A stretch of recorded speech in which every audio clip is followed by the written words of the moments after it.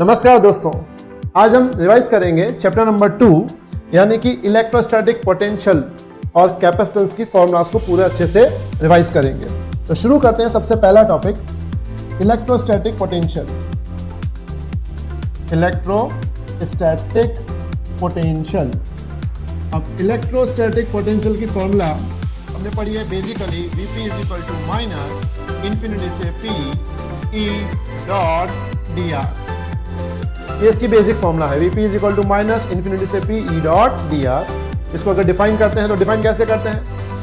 The negative work done to bring a unit positive charge from infinity to given point in electric field against the electric field is known as electrostatic potential। इसके अलावा तुम्हें इसमें एक और चीज define करनी होती है, पोटेंशियल डिफरेंस। और पोटेंशियल डिफरेंस की जो फॉर्मूला है उसमें दो पॉइंट्स आते हैं। It's called Vp minus VQ is equal to integration P से Q E dot dr। Clear? तो इलेक्ट्रोस्टैटिक पोटेंशियल की फॉर्मूला Vp और जो डिफरेंस है वो Vp minus VQ is equal to P से Q E डॉट dr। अब हम आगे बढ़ेंगे इसमें। इसके बाद जो फॉर्मूला आती है वो है electric potential due to point charge. ये फॉर्मूला काफी काम आती है। ये फॉर्मूला होती है Vp is equal to KQ by R। Simple, KQ by R। वैसे तुम सबको K की वैल्यू तो पता होनी चाहिए। 12th आधा खत्म होना है, ये तुम्हें याद होना चाहिए। K की value 9 into 10⁹ newton metre square पर कूलम स्क्वायर। ये तो Q चार्ज अगर हो उसके लिए पोटेंशियल है point charge V is equal to KQ by R। अब इस पॉइंट चार्ज में अगर वर्क डन फाइंड करना हो तो वर्क डन के लिए फॉर्मूला होती है W is equal to QV, जिसमें V इस पॉइंट चार्ज का पोटेंशियल और ये Q एक ऐसा चार्ज जो हम दूर से इन्फिनिटी से इस कैपिटल Q के पास में ला रहे हैं। इसके लिए मतलब ये जो वर्क है उसको हम पोटेंशियल एनर्जी के फॉर्म में भी लिखते हैं। वो होता है U is equal to KQ by R, या जनरल फॉर्मूला हो तो KQ1 Q2 बाय R। ये फॉर्मूलाज काफी इंपॉर्टेंट है, इसको जल्दी से समझना, जल्दबाजी मत करना, याद रखना। Electric potential of electric dipole. Electric dipole तो याद होगा, इसमें दो चार्ज होते हैं, एक नेगेटिव और एक पॉजिटिव, और इसके बीच का डिस्टेंस होता है 2a। इसके पास डायपोल मोमेंट होती है P is equal to Q into 2a। इसका जो इलेक्ट्रिक पोटेंशियल है जनरल एंगल पे होता है V is equal to KP cos theta by R square. KP cos theta by R square. लेकिन अगर मैं सिर्फ एक्सिस की बात करूं इसमें थीटा कितना होता है 0 या थीटा होता है पाई मतलब 180। तो उसके लिए V की फॉर्मूला होती है KP बाय R स्क्वायर या फिर V is equal to minus KP upon R square. और जब थीटा 0 डालेंगे तो KP बाय R स्क्वायर और 180 डालेंगे तो minus KP by R square. इसमें एक और बात, अगर पूछा हो पोटेंशियल बाय सेक्टर पे, बाय सेक्टर यानी इक्वेटर पे जिसमें थीटा होता है पाई बाय 2 यानी कि 90, तो उसका पोटेंशियल आएगा 0। ये तीन पोटेंशियल हमें याद रखने हैं। इसके अलावा इस चैप्टर में एक और इंपॉर्टेंट चीज है, relation between electric field and potential. वो होती है, एक बेसिक होता है V is equal to ED, इसको हम वेद भी कहते हैं। इसके अलावा एक और रिलेशन है E is equal to minus dV by dr। इसके रिलेटेड भी कुछ इंपॉर्टेंट सम्स आते हैं, तो ये भी याद रखना है, तो वेद या फिर E इज इक्वल टू कौन सा माइनस dV बाय dr। ये माइनस हमें क्या बताता है कि in the direction of electric field potential decreases. In the direction of electric field potential decreases. जैसे एग्जांपल, मान लो पॉजिटिव चार्ज है, पॉजिटिव चार्ज में इलेक्ट्रिक फील्ड लाइंस जो हैं वो बाहर की तरफ जाती हैं, ऐसे बाहर जाती हैं। तो मान लो यहाँ पे अगर दो पॉइंट्स हैं, एक पॉइंट है मान लो P यहाँ पे और एक पॉइंट है Q यहाँ पे, तो इलेक्ट्रिक फील्ड ऐसे जा रही है, मतलब यहाँ पे P का पोटेंशियल बड़ा होगा, Q का पोटेंशियल छोटा होगा। मतलब in the direction of electric field potential decreases. अगर यही चार्ज नेगेटिव होता तो याद रखना नेगेटिव चार्ज में फील्ड लाइंस अंदर की तरफ आती हैं। यहाँ पे मान लो पॉइंट P है और यहाँ पे पॉइंट कौन सा है, Q है। तो इसमें लाइन ऐसे जा रही है, तो मैंने बोला in the direction of electric field potential decreases. अब इसकी डायरेक्शन अंदर की तरफ है, तो P का पोटेंशियल छोटा होगा, Q का पोटेंशियल बड़ा होगा। मतलब जिस तरफ इलेक्ट्रिक फील्ड होगी वहां पोटेंशियल डिक्रीज होगा।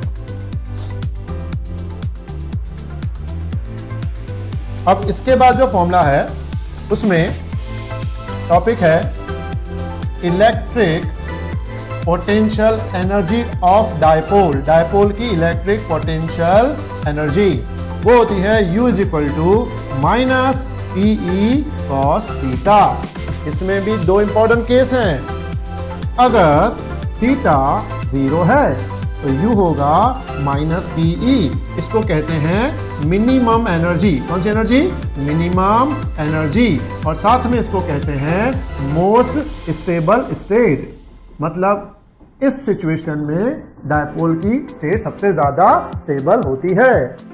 अगर इसमें थीटा अगर मैं 180 ले लूं तो U हो जाएगा PE, क्योंकि cos 180 -1 होता है, आगे माइनस है तो प्लस हो जाएगा। इसे कहते हैं मैक्सिमम एनर्जी। कौन सी एनर्जी?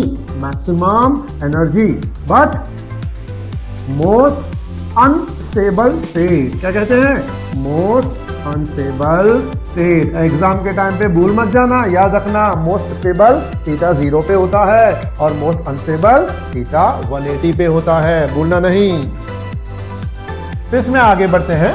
इसमें जो इंपॉर्टेंट टर्म आता है वो अभी आता है कैपेसिटेंस।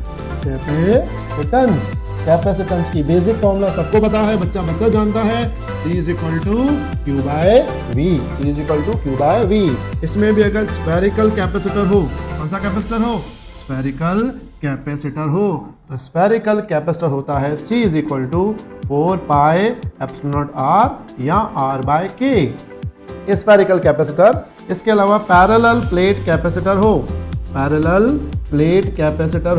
तो पैरेलल प्लेट कैपेसिटर का फॉर्मूला होता है C is equal to epsilon naught A by D। इसमें वैक्यूम में। अच्छा, ये भी क्वेश्चन आता है कैपेसिटर किस पे डिपेंड करता है? तो कैपेसिटर याद रखना कभी भी चार्ज पे और वोल्टेज पे डिपेंड नहीं करता। वो डिपेंड करता है परमिटिविटी क्या है और डायमेंशंस कैसे हैं। जैसे मटेरियल के डायमेंशंस वैसे कैपेसिटेंस बदल जाएगा। तो ये तो था अपना कैपेसिटेंस। इसके अलावा फिर आते हैं सीरीज कनेक्शन ऑफ कैपेसिटर। तो कैपेसिटर का सीरीज कनेक्शन यानी ऐसा कनेक्शन C1 और C2। तो फॉर्मूला होती है 1/C is equal to 1/C1 plus 1/C2।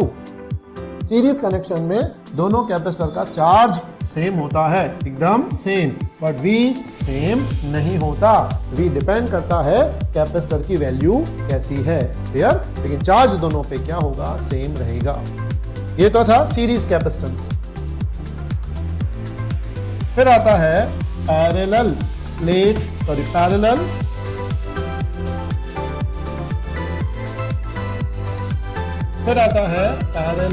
Connection of capacitor.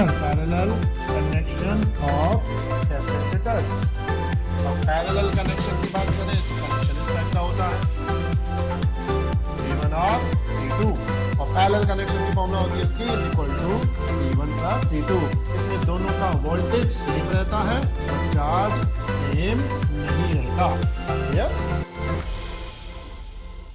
फिर आता है एनर्जी स्टोर्ड इन कैपेसिटर। तो कैपेसिटर के अंदर एनर्जी जो स्टोर होती है वो होती है U is equal to half CV square या U is equal to half QV या U is equal to half Q square by C। Question के अंदर जैसा दिया हो वैसे तुम्हें इसमें से फॉर्मूला यूज करनी है। इसमें एक और टर्म आता है जिसे बोलते हैं हम एनर्जी डेंसिटी। एनर्जी डेंसिटी होता है rho is equal to 1/2 epsilon naught E square. क्या होता है energy density? Rho is equal to 1/2 epsilon naught E square. Energy density मतलब एनर्जी पर यूनिट वॉल्यूम। इसको याद रखना होता है U by V, energy per volume. इसका यूनिट याद रखना जूल पर मीटर क्यूब। कौन सा? जूल पर मीटर क्यूब। फिर आता है capacitance with medium. With medium. अगर कैपेसिटर की दो प्लेट के बीच में वैक्यूम है तो C होता है एप्सिलॉन A बाय D। लेकिन अगर दो प्लेट्स के बीच में अगर मैं कोई मीडियम डाल दूं K डाइलेक्ट्रिक कांस्टेंट का, तो यहाँ कैपेसिटेंस हो जाएगा C is equal to K epsilon A by D। K epsilon A by D, जहाँ K क्या है? Dielectric constant of medium. इसके अलावा capacitor with medium and battery connected, पूरा ध्यान ये समझो, ये कैपेसिटर है, अंदर जो है हमने मीडियम डाला है और इसको बैटरी कनेक्टेड है।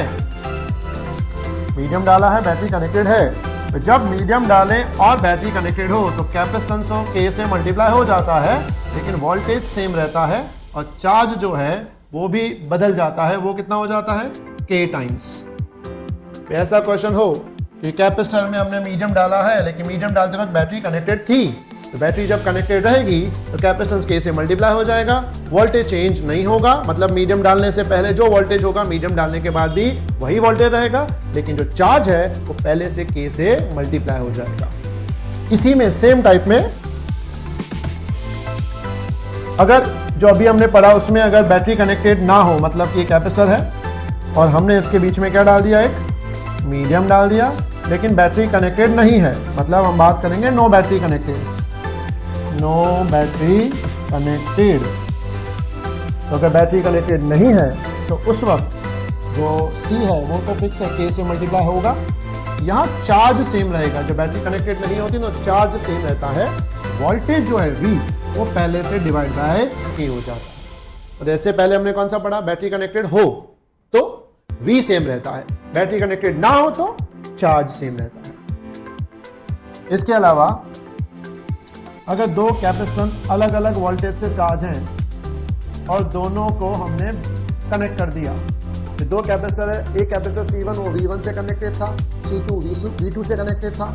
बोला फिर इसका कॉमन पोटेंशियल क्या हुआ? क्या पता ना हमको? Common potential C1 V1 plus C2 V2 upon C1 plus C2, C1 V1 plus C2 V2 upon C1 plus C2। याद आएगा ये तुमको?